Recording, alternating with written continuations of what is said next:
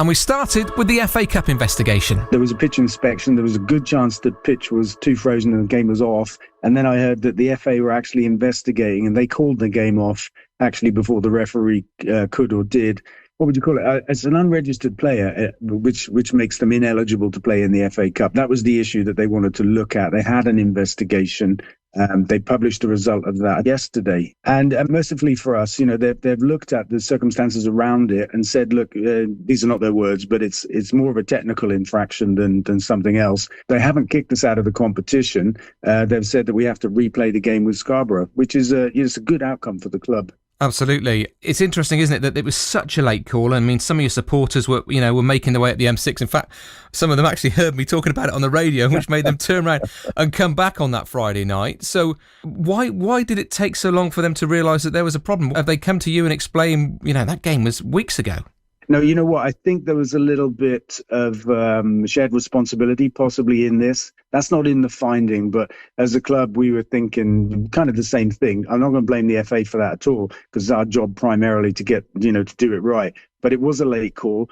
It's a very unfortunate situation. The player in question, we had permission from his club for him to play in the entire FA Cup for us, not just that game. But the paperwork hadn't kind of been completed. And although he's an eligible player for us in all other respects in the league and that kind of stuff, we hadn't ticked the box for the FA Cup. But the FA accept that we didn't seek a benefit by doing that, or gain one, in fact. And they've said let's replay the game, which is a decent outcome. Scarborough are going to keep the gate receipts from the game as well as a penalty for us, which is good for them. And normally the visiting club would have the travel and accommodation taken out of gate receipts before they're split 50-50. That won't happen either. We'll pay our own costs. This is an FA ruling.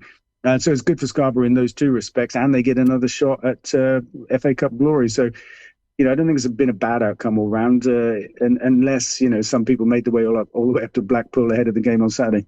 Yeah, that was the thing. I guess there were supporters who booked train, booked hotels, some of them for a weekend, but it was such a late call, wasn't it? It was. Yeah, it was a late call. And that's a real shame. And the only residual shame / harm, I think, to come out of the whole situation. And the player himself, I guess, was James Belcher, was it your goalkeeper from Bristol Rovers? No, it wasn't. He hasn't been named in any of the statements, and I don't know if it would be right of me to name him, but it wasn't James. So now you've got an FA Cup tie this Tuesday, hopefully an FA Cup tie to come the following Tuesday, and then, fingers crossed, a game against Nottingham Forest. I mean, if it all goes to plan, there's a lot to look forward to. Yeah, but this is football, right? It never goes to plan, but we have that potential, which again is football, and that's why we love it. It could happen that way, and that would be fantastic. And it isn't going to plan at the moment on the pitch. Let's face it, you find yourselves in the bottom two places in the league. It's been a really tough start to the season, not what you were expecting, I'm sure, and David Horson's been very open and said it's not what he was expecting either. How confident are you that things can change in 2024? Well, we've spent a lot of time looking at the reasons for our current league position, and, there are a number of them. I'm confident that we put a lot of time and thought into this and analysis, and that we're doing everything that we possibly can to solve the issues that we have. We've got a transfer window coming as well. We put a lot of time into recruitment analysis, and negotiations have begun. We're looking for, a bunch of new players to augment the squad that we have. I'm as confident as I can be that we understand why we're here, and we're doing everything that can be done to put that right. And we're not exactly far adrift, are we? If adrift at all, points wise. And we've got half a season pretty much to shoot for. Sure, the fans are nervous. You must be nervous yourself, because it's fairly similar to where you were last season, isn't it? And it's a similar situation. What do you think you've learnt from last season that can help you this time around? Well, I think last season in January, we were 3 points adrift, and we decided that our coach wasn't good enough, and we'd change him. We just had a new director of football. That was forced upon us by our director of football being poached by Portsmouth. And in the window also, we made a slew of recruitments, arguably in a bit of a hurry, bit of a rush. We may have changed too much too quickly last January, and, we ended up way more adrift than 3 points. So, we're being more careful, more cautious this time about too much change at the same time. I would say that's what we've learned. Too much of that, and you set yourself back to the beginning potentially. Yeah, let's be honest, that there is a lot of pressure from disgruntled fans wanting you to make a change with your coach again already. There's booing at the end of games. There's some pretty unpleasant things being said towards the manager and his coaches at the moment, but you've decided you want to stick by them. Yeah, absolutely. I think that aspect of the game is unpleasant. I don't know why supporters think it's a good or fair thing to do. It certainly doesn't help motivate a team that needs support. Actually, they need positivity.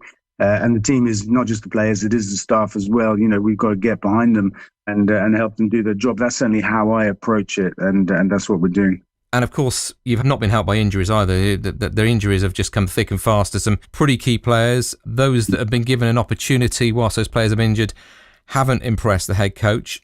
How much are you able to back David Horseman in that January window to bring in fresh faces? Well, I'd say the conversations are between David, me, and Alan, our director of football, and we're all on the same page. And if anything, I've pushed the conversation further, pushed the envelope further in terms of what we need to do, just to take away any kind of inhibition in terms of what might be required budget wise. I've said, look, blank sheet of paper. What do we really need, right, to turn this around? Where are we weak on the pitch? What do we need to bring in? We've got a target list. It'll be quite a few recruitments in January, and we're all on the same page, I would say.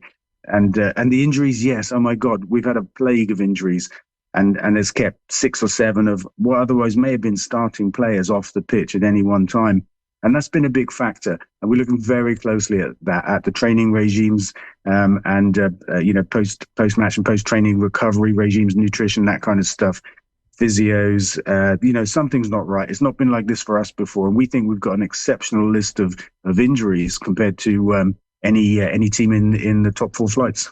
Yeah, dropping out of the Football League is unthinkable for you and for everybody associated with the club. Are you nervous at the moment, Dale, or not? I'm not nervous, no. It's not an ideal place to be. As you say, it's a little bit like last year, a little bit like Groundhog Day in a way.